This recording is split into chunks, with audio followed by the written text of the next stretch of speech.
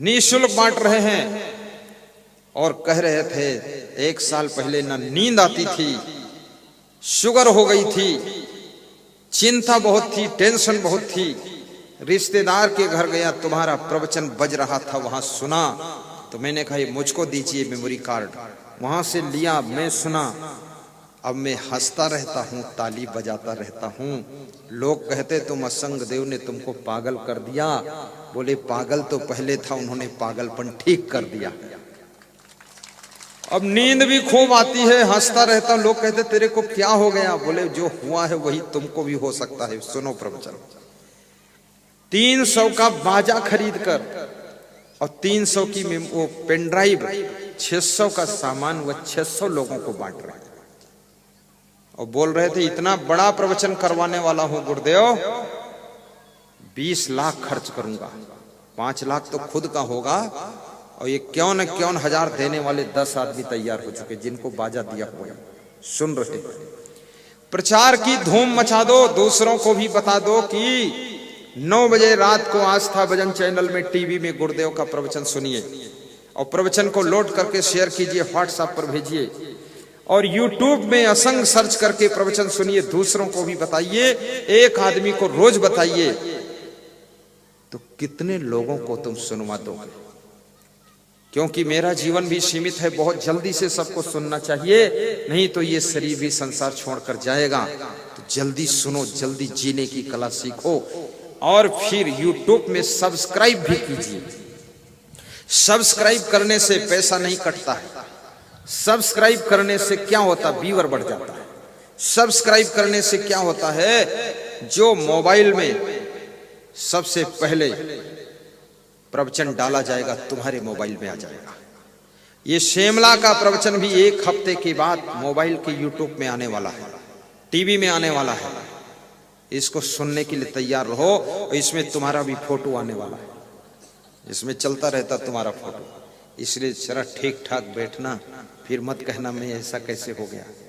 हाँ, संभल के बैठना, थोड़ा मुस्कुरा के बैठना, टेंशन में नहीं, हंसनो हंसनो। हमारे देश के जितने भगवान हुए, कृष्ण भगवान का स्वभाव था हंसना, राम भगवान का स्वभाव था मुस्कुराना, कबीर का स्वभाव था प्रसन्न रहना, बुद्ध भगवान, महावीर भगवान का स्वभाव था शांत रहना। ये हमारे सभी भगवान हमें आपको प्रसन्न रहने का इशारा देते हैं, हंसने का इशारा देते हैं, शांत रहने का इशारा देते हैं, मुस्कुरा कर जिंदगी जीने का इशारा देते हैं। और ये सब भगवान हमें इशारा देते कि टेंशन में कभी ना रहना। जिस देश का भगवान इतने कष्ट उठाया हो और फिर भी हंसता रहा हो, उस देश के वासियों को भी हंस करके जिंदगी जीना चाहिए।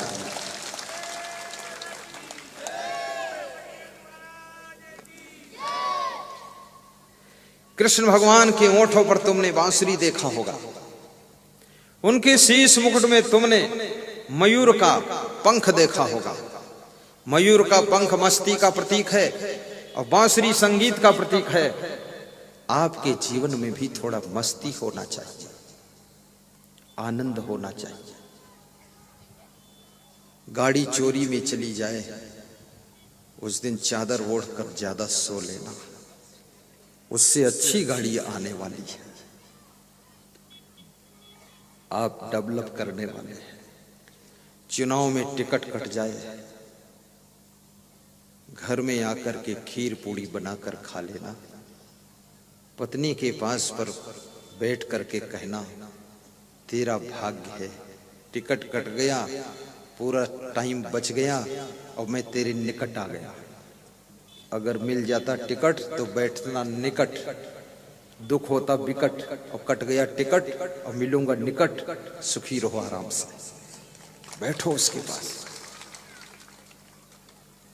टिकट कटने में भी दुखी मत हो, चुनाव हार जाओ तो भी दुखी मत हो, अगली बार फिर लड़ेंगे चुनाव। जिंदगी भर लड़ो, जिंदगी भर हारो, फिर जीतोगे कभी। अब्राहम लिंकन ने 15 बार चुनाव लड़ा था और 15 बार चुनाव हारा था। तो उसके मित्रों ने कहा कि शर्म नहीं लगती है? तो अब्राहम लिंकन ने कहा कि जिंदगी का उद्देश्य ही है जब तक जिंदा रहूंगा चुनाव लड़ूंगा और 16वीं बार चुनाव लड़कर वो जीत गया और 10 साल तक राष्ट्रपति अमेरिका का बनकर बैठा। हिम्मत मत हारा करो, घबराया मत करो। धीरे धीरे रे मना धीरे सब कुछ होए, माली सींचे 100 घड़ा ऋतु आए फल होए। शनहि कंथा शनहि पंथा शनहि पर्वत लंघनम शनहि वित्तम शनहि चित्तम पंच एतानी शनहि शनहि। धीरे धीरे सफलता मिलती है। शाकाहारी बनना, ऐसा वैसा खान पान मत करना, रोने जैसा चेहरा बनाकर मत बैठना, और अपनी गरीबी का वर्णन सबके सामने मत करना। अपने घर की समस्याएं सबको मत बताना। पड़ोसियों को अपने घर की समस्या बताओगे वह तुम्हारी हंसी करेंगे, मदद कुछ करने वाले नहीं। घर की समस्या को घर ही में पी जाओ, समाधान यही है। और जिसके जीवन में समस्या नहीं वो जिंदा भी नहीं, वो मुर्दा है। मुर्दा में कोई समस्या नहीं, जिंदा में समस्या रहती है। यदि समस्या है तो समझ लेना तुम अभी जिंदा हो, और समस्या कोई नहीं रह गई इसका मतलब तुम मर चुके हो।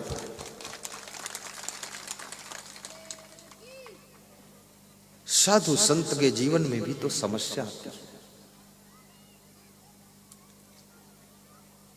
वनवास में रहने वाले संतों को कितनी समस्या थी, राक्षस सताते थे, तो संतों ने राम भगवान से निवेदन किया कि आप ही उद्धार करो।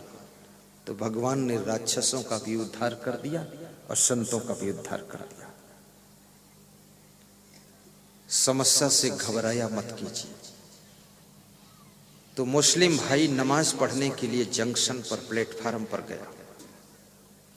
नमाज क्या है, पूजा क्या है, भक्ति क्या है, सत्संग क्या है, मंदिर क्या है, मस्जिद क्या है, किसको पता है ये क्या है। तुम्हारा अगर मन पवित्र है तो तुम जहां खड़े हो जाओ वहीं मस्जिद खड़ी है, वहीं मंदिर खड़ा है। अगर मस्जिद के अंदर भी मन में तुम्हारे मलिनता है तो मस्जिद भी मंदिर मस्जिद कुछ है नहीं, वहां भी तुम सब नरक बना दिया। मन को पवित्र करो। मस्जिद में बैठ करके गलत प्लानिंग बनाना, इसका नाम इबादत नहीं है। मंदिर में बैठ करके नफरत फैलाना, इसका नाम पूजा नहीं। जहां से प्रेम पैदा हो वही स्थान मंदिर है, वही मस्जिद है, वही गिरजा घर है। जहां से सेवा का अभियान छिड़ सके और जहां से लोगों का ख्याल किया जा सके।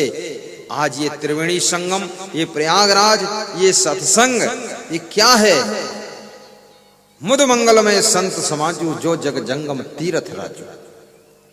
गाइए चौपाई, मानस की चौपाई है। कौन गाएगा? तुम गाओगे कि हम गाएंगे? कौन गाएगा? सब गाएंगे।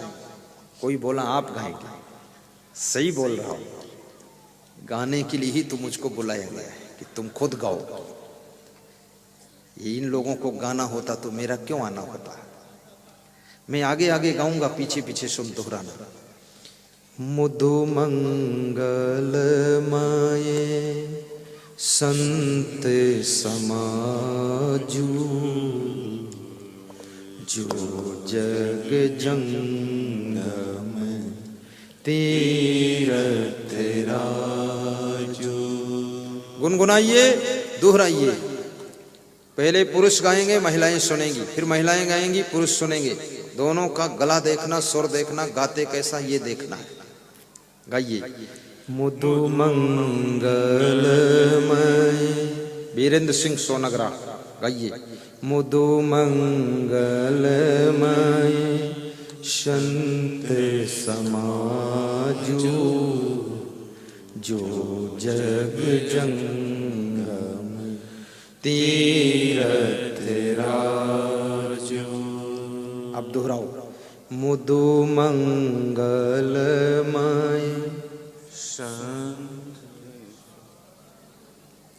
पूरा निपट गए ये लोग, हमारी भी इज्जत ले डाला। कोई बात नहीं, इधर देख लेता। ये खुश हैं, ये तो जानती हैं अभी चारों खाने चित्त कर दूंगी इनको, बहुत अच्छा गाएंगे। इनकी चौपाई भी बदल देता हूं, ये थोड़ा कठिन भी है, सरल कर देता। मंगल भवन अमंगल हारी, जय जय जय गुरु देव तुम्हारी। गाइए मंगल।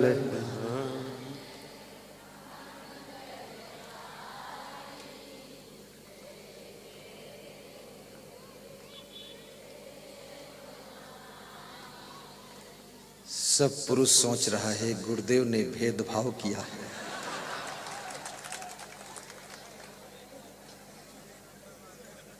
एक नंबर बात है ये। पुरुषों को कठिन चौपाई दे दिया, इनको सरल दे दिया, जानबूझकर इनको हरवाया गया। यही बात है ना। ये बेचारे, ये अगर मैं इनको अभी सुधारूंगा नहीं ना तो ये रात में शिमला से बाहर कर देंगे, इसलिए इनको भी सरल दे देता हूं। बोलिए आपको एक बार चांस। मंगल भवने अमंगल हारी, मंगल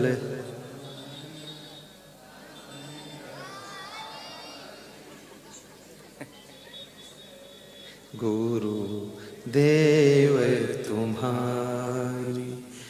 मंगल भवन अमंगल हारी, जय जय जय गुरु देव तुम्हारी। मंगल भवन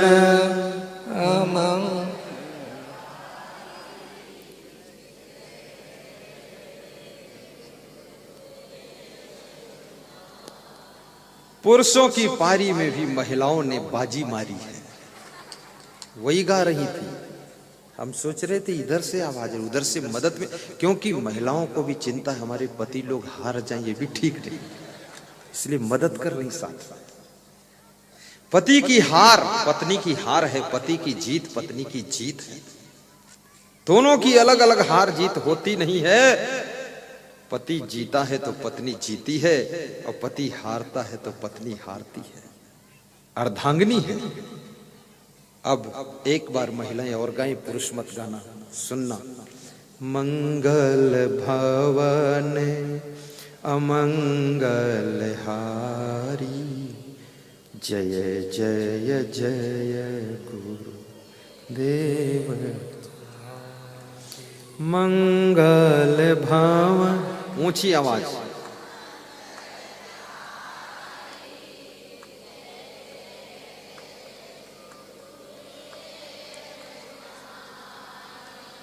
सब पुरुष खुश हो गया है। अब इसके अंदर आशा की किरण जग गई है कि इतना मधुर मधुर गा रही है, अगर ऐसा मधुर मधुर घर में भी गाएगी तो स्वर्ग आ जाएगा। लेकिन जगह बदलने से थोड़ा टोन भी बदल जाता है। माताओं से कहूंगा, अपने घर में भी चौपाई भजन गा करके अपने पतियों को सुनाया करो, इनको बहुत शांति मिलेगी। और आप लोग भी इनके पास बैठकर सुना करो, बहुत आनंद आएगा। अब दोनों मिलकर गाएं, उसके बाद प्रवचन आगे बढ़ाएंगे। मंगल भवन अमंगल हारी, जय जय जय गुरु देव तुम्हारी। जय जय जय गुरु देव तुम्हारी। तुम ही मेरे मंदिर, तुम ही मेरी पूजा, कोई मेरी आँखों को देखे तो समझे कि तुम क्या हो कि तुम मेरे क्या हो। तुम ही राम मेरे कन्हैया तुम ही हो। जीवन की नैया के खेवैया तुम ही हो। तुम ही राम मेरे कन्हैया तुम ही हो। जीवन की नैया की खेवैया तुम ही हो। बोलिए सद्गुरु भगवान की जय।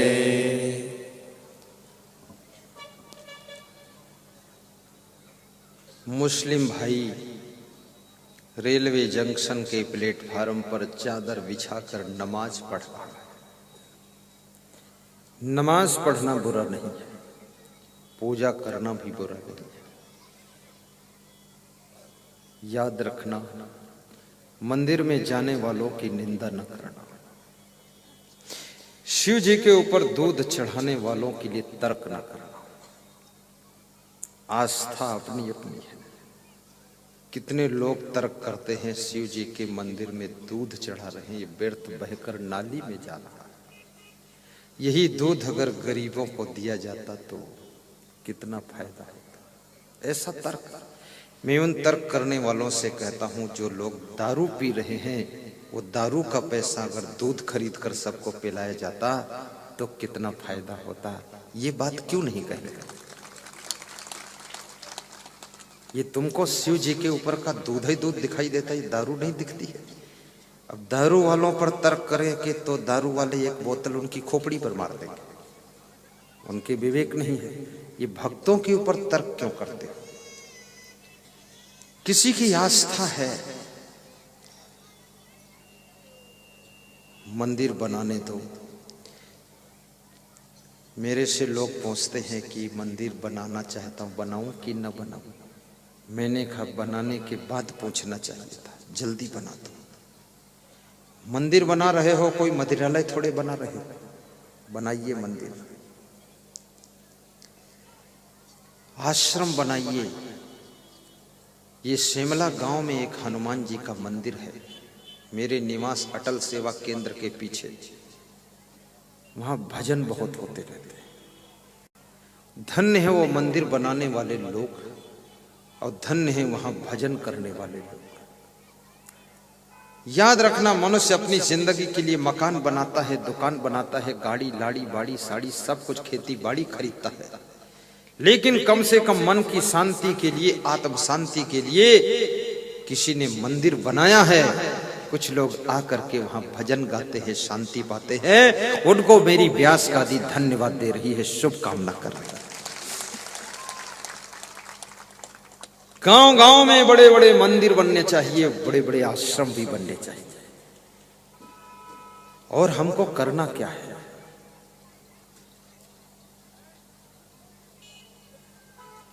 जिधर नजर जाए मंदिर ही मंदिर दिख। मैं इंडोनेशिया गया था, इंडोनेशिया समुद्र किनारे, तो वहां पर मैंने देखा बहुत मंदिर है। और हिंदू राष्ट्र था इंडोनेशिया पहले, अब सब गड़बड़ हो गया। बहुत पुराने पुराने मंदिर है। तो मैं सभी मंदिरों में ढूंढ ढूंढ कर जाता था, वहां एक एक घंटे बैठता था, सत्संग करता था। तो इंडोनेशिया के जो मूल निवासी वे हमारे पास आते थे फोटो खिंचवाने के लिए। तो वहां तो कोई ज्यादा प्रतिबंध था नहीं, तो उनके साथ हंसकर फोटो खिंचाता था। वहां मंदिरों में जब लोग जाते हैं तो ये माताओं बहनों जैसी साड़ी रंग का कपड़ा पहन कर जाते हैं, पुरुष लोग भी। तो मेरे से कहा आप भी पहनो। मैंने कहा मैं तो नहीं पहनूंगा, मैं तो ऐसे ही जाऊंगा। बोले अच्छा तुम संत हो जाओ। फोटो खिंचाते थे और कहते थे आप जैसा पगड़ी वाला संत पहली बार देख रहा हूं। हमने कहा पहली बार ही आया हूं और सभी मंदिरों में जाऊंगा। वहां के खेतों में भी गया मैं, वहां की मिर्चा और टमाटर सब देखे। वहां के लोगों ने हमको खेत से मिर्चा टमाटर तोड़ कर दिया। मैंने कहा इसको क्या करूंगा? अरे बोले दान है ले जाओ। तो हमारे साथ दो चेला थे, उन्होंने थैले में भर लिया हिंदुस्तान का आदमी कोई दान मिल जाए तुरंत ले लेता है, चाहे काम आए ना आए। बहुत होशियार होता है।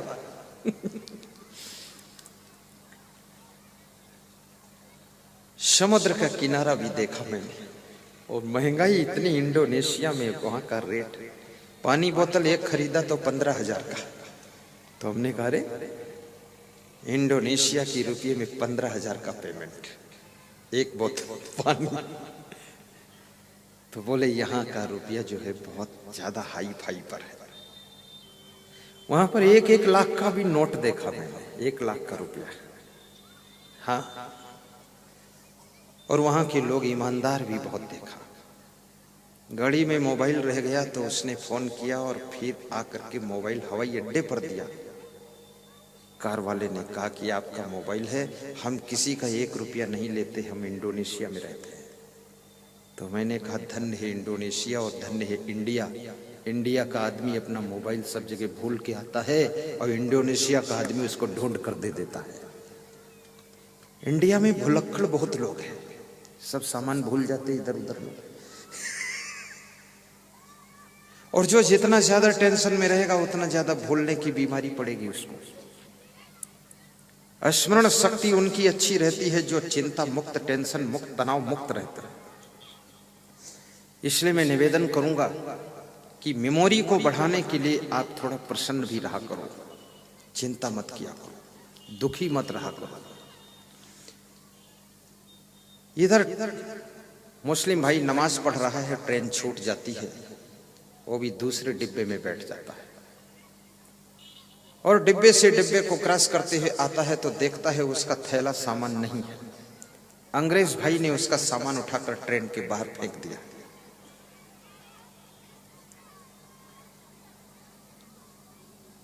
मुस्लिम भाई ने कहा मेरा सामान नहीं दिख रहा है। तो उसने कहा कि आपका सामान मेरे सामान से मुलाकात करने गया है। बोले सामान भी मुलाकात करता है? बोले सामान अगर हवा खाता है तो सामान मुलाकात भी करता है। जहां मेरा सामान गया वहां तेरा सामान गया।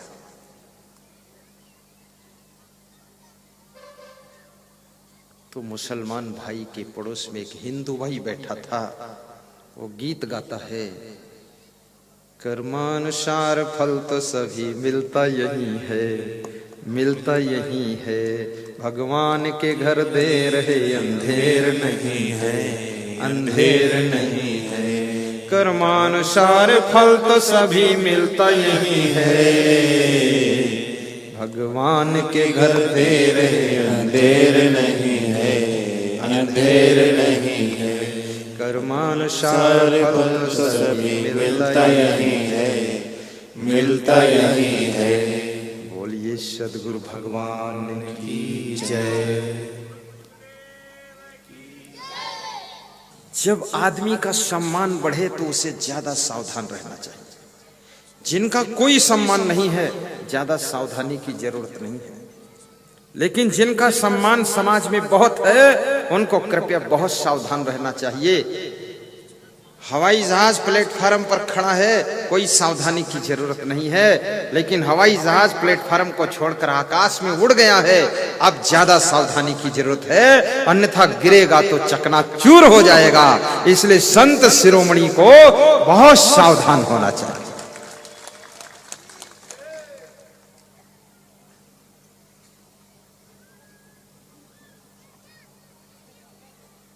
चढ़े तो चाखे प्रेम रस, गिरे तो चकनाचूर,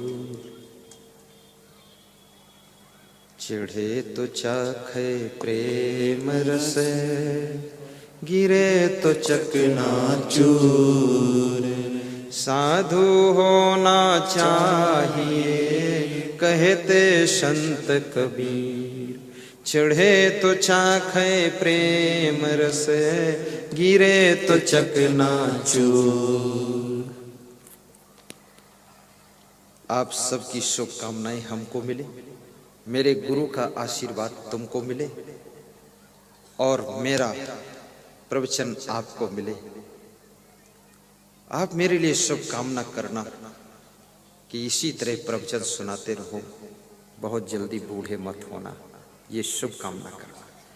और मैं भी अपने गुरुदेव से आशीर्वाद मांगता हूं कि तुम इसी तरह स्वस्थ रहना, ताकि इसी तरह प्रवचन सुनते रहो और संसार को स्वर्ग बनाते रहो। ये आपके लिए कर्तव्य दिया गया है।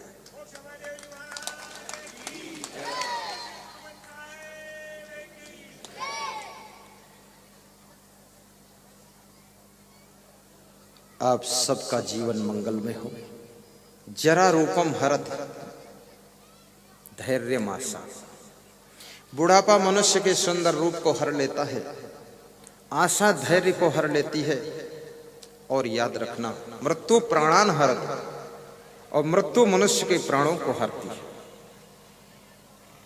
धर्मचर्याम असूया, और दोष देखने की आदत धर्म के आचरण को नष्ट कर देती है। यदि आपको अपने बाप में दोष दिखाई देता, माँ में दोष दिखाई देता, पत्नी में दोष दिखाई देता, गुरु में दोष दिखाई देता, देवी देवता में दोष दिखाई देता, जहां तुम देखते हो वहां कमी ही कमी दिखाई देती है, तो याद रखना तुम अपने धर्म को छोड़ बैठोगे। इसलिए थोड़ा गुण दर्शन भी करो। कामो ह्रियम हर, और मनुष्य की काम वासना उसके लज्जा और शर्म को हर लेती है, उसे बेशर्म बना देती है। इसलिए अपनी काम वासना को भी कंट्रोल में रखना।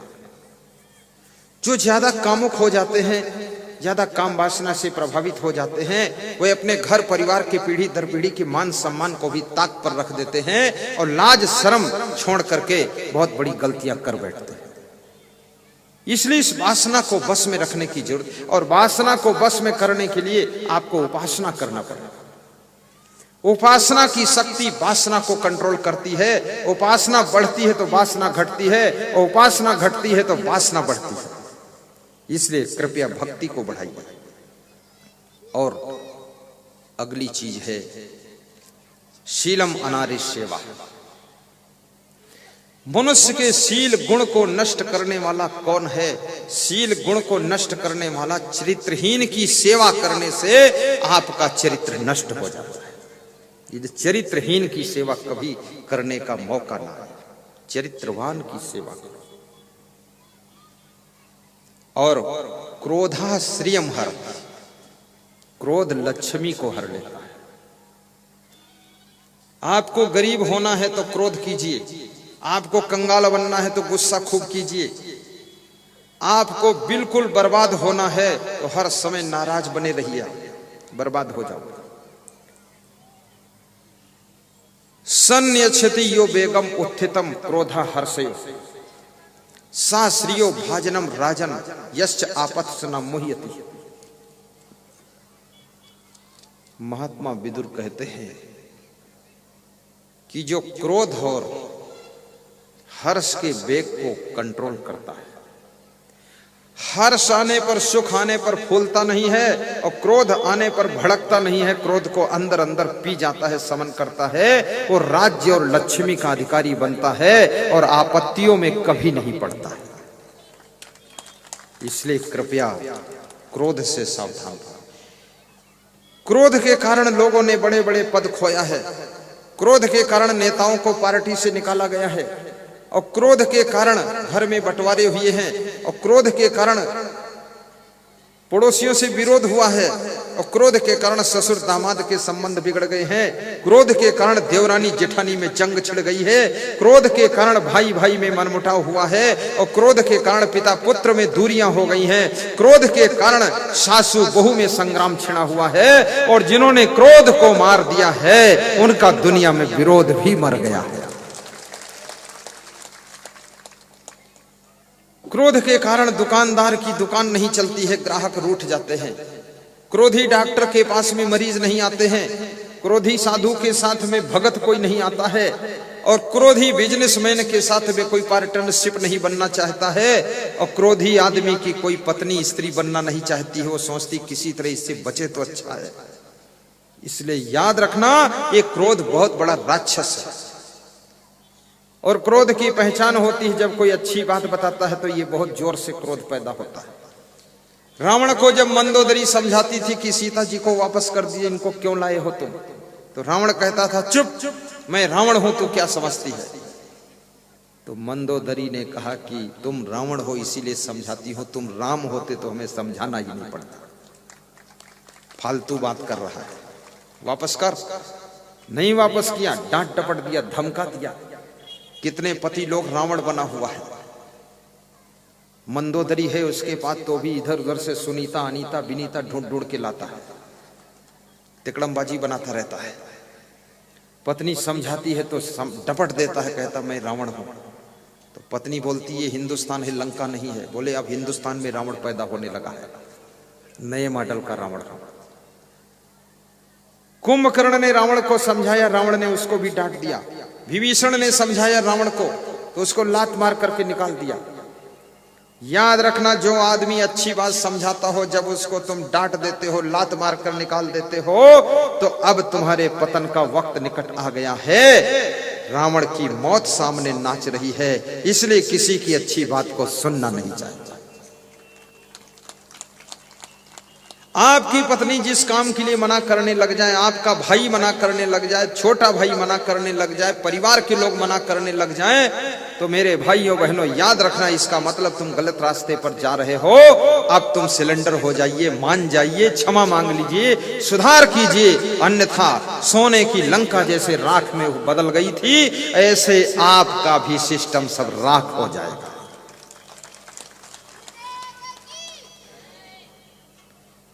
किसी की ब्रेक लगाने से थोड़ा रुक तो जाया करो। आदमी का ब्रेक बड़ा कमजोर है। आदमी ने जितनी गाड़ियां बनाई सब में ब्रेक लगाया है। साइकिल में ब्रेक, मोटरसाइकिल में ब्रेक, कार में ब्रेक, ट्रेन में ब्रेक, एरोप्लेन में ब्रेक, बस में ब्रेक, ट्रक में ब्रेक, सब में ब्रेक, नाव में भी brake, power brake, super brake, pressure brake, साधारण ब्रेक, ब्रेक में ब्रेक, इतने ब्रेक, कितने ब्रेक, ब्रेकर, फिर ब्रेकर भी है, ब्रेक और ब्रेकर कि रुको रुको रुको रुको, ठहरो ठहरो, स्टॉप स्टॉप स्टॉप। लेकिन आदमी ने अपनी खोपड़ी में कभी ब्रेक नहीं लगाया, मन पर ब्रेक नहीं लगाया, इसलिए आदमी महान नहीं बन पाया। जो अपने ऊपर ब्रेक लगा लेता है वो महान बन जाता है। स्वामी विवेकानंद मदरिया बाग में निकल रहे थे काशी बनारस में, तो एक जादूगर, एक मदारी तमाशा दिखा रहा था। तो उसने एक तरफ से सांप निकाला, दूसरी तरफ से न्योला निकाला अपने थैले से, पिटारे से, और कहा कि लड़ाई स्टार्ट कीजिए। तो सांप झपटा न्योला को पकड़ लिया और न्योला झपट के सांप पकड़ लिया। दोनों खून खून हो गए। ऐसा लग रहा था दो में से एक ही बचेगा, मर जाएंगे, खून खून हो गया। विवेकानंद ने कहा कि मैं 1 रुपया इनाम देता हूं, लेकिन ये लड़ाई बंद करा दो। तो उसने कहा स्टॉप, लड़ाई स्टॉप। न्योला आकर के अपने पिटारे में बैठ गया, सांप आकर अपने पिटारे में बैठ गया। फिर उस मदारी ने एक तरफ से कुत्ता निकाला, दूसरी तरफ से बिल्ली निकाला, दोनों को छोड़ दिया और कहा युद्ध स्टार्ट। तो दोनों बिल्ली झपटी कुत्ते को नोच डाला और कुत्ता झपटा बिल्ली को गिरा लिया। दोनों खून खून हो गए, लथपथ हो गए। विवेकानंद ने सोचा एक तो मरेगा ही। उन्होंने कहा 1 रुपया फिर इनाम दूंगा, लेकिन ये लड़ाई बंद करा दो। तो मदारी ने कहा लड़ाई स्टॉप। तो तुरंत बंद हो गई। कुत्ता अपने साइड में आकर बैठ गया, बिल्ली अपने साइड में आकर बैठ गई। तो विवेकानंद ने कहा काश बिल्ली और कुत्ते को, न्योला और सांप को भी आदमी ने जब स्टार्ट कहता है तो इनमें लड़ाई स्टार्ट होती है, जब स्टॉप कहता है लड़ाई स्टॉप हो जाती है। इसी तरह से आदमी अगर जिंदगी में अपने स्टार्ट और स्टॉप की बटन दबाना सीख लेता तो इसकी जिंदगी कितनी धन्य हो जाती। अपने को भी स्टॉप करना सीखो, रुक जाओ वहां जहां कुछ गलत होने जा रहा है। अपने आप को दारू पर स्टॉप कर दो, अफीम खाने में स्टॉप कर दो, पान तमाकू पुड़िया बीड़ी सिगरेट इसमें स्टॉप कर दो, और ज्यादा चाय भी मत पियो, इस पर भी स्टॉप लगाइए। चाय में निकोटीन होता है, चाय में नशा होता है, चाय में वो गुण होते हैं जो सिगरेट और बीड़ी में तंबाकू में होते हैं। इसलिए बहुत चाय नहीं पीना चाहिए। सुबह 1 पी लो, शाम को पी लो, बस 2 की छूट देता हूं क्योंकि तुम पूरा छोड़ नहीं पाओगे, मुझे पता है। परंतु पतीली चूल्हे पे हो जा सवार, मैं पीने के लिए हूं तैयार। 17 चाय दिन भर मत पीना मेरे यार। जिंदगी हो जाएगी बेकार। तुम ही मेरे यार हो, तुम ही नातेदार हो, तुम ही मेरे जीवन स्वामी, तरक सरकार हो। गा दूं गिरिराज, गाऊं? गंगाराम रघुपति राघव राजा राम, श्रोता बने हैं गंगाराम। खड़े हो गंगाराम। ये गंगाराम ब्रह्मपुरा से आए, बहुत बड़े भक्त हैं, रोते हैं गुरु जी के लिए। बैठिए। तुम ही नातेदार हो, इसको गाऊं कि ना गाऊं? गाऊं? तुम ही मेरे यार हो, तुम ही मेरे जीवन स्वामी, तरक सरकार हो। तुम ही नातेदार हो, तुम ही मेरे यार हो, तुम ही मेरे जीवन स्वामी, तरक सरकार हो। ज्ञान दिल में दे के दाता, सोए से जगाई दो, अब तो मुझे नीलमणि से शुभ्रमणि बनाई दो। दे दो पतवार ऐसी, रामेश्वर, दे दो पतवार ऐसी कि नाम मेरी पार हो। तुम ही मेरे जीवन स्वामी, तरक सरकार हो। तुम ही नातेदार हो, तुम ही मेरे यार हो, तुम ही मेरे जीवन स्वामी, तरक सरकार हो। सर्वे भवन्तु सुखिनः, सर्वे सन्तु निरामयः, सर्वे भद्राणि पश्यन्तु, मा कश्चित् दुख भाग भवे। सुखी बसे संसार सब, दुखिया रहे न को, ऐसी मेरी भावना पूर्ण करो प्रभु सोय। शांति शांति शांति। सभी श्रोता 1 मिनट इष्ट देव का ध्यान करें। आंखें बंद कर लीजिए, रीढ़ को सीधा कीजिए। ध्यान मूलम गुरुर्मूर्ति, पूजा मूलम गुरुपदम, मंत्र मूलम गुरुर्वाक्यम, मोक्ष मूलम गुरु कृपा। शांति शांति शांति। ध्यान मुद्रा में बैठ जाओ। 1 मिनट शांति से बिना बात किए बैठेंगे।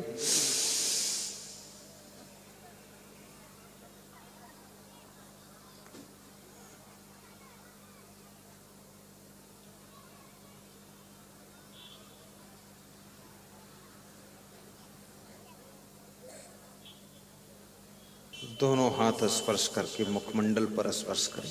अंगुलियां नयन खोलकर दर्शन करें। हाथ जोड़कर बोलें जय सिया राम, जय सिया राम, जय श्री कृष्णा, जय श्री कृष्ण, जय कबीर देव, जय कबीर देव, जय क्षमा देव, जय क्षमा देव, जय गुरुमन देव, जय गुरुदेव।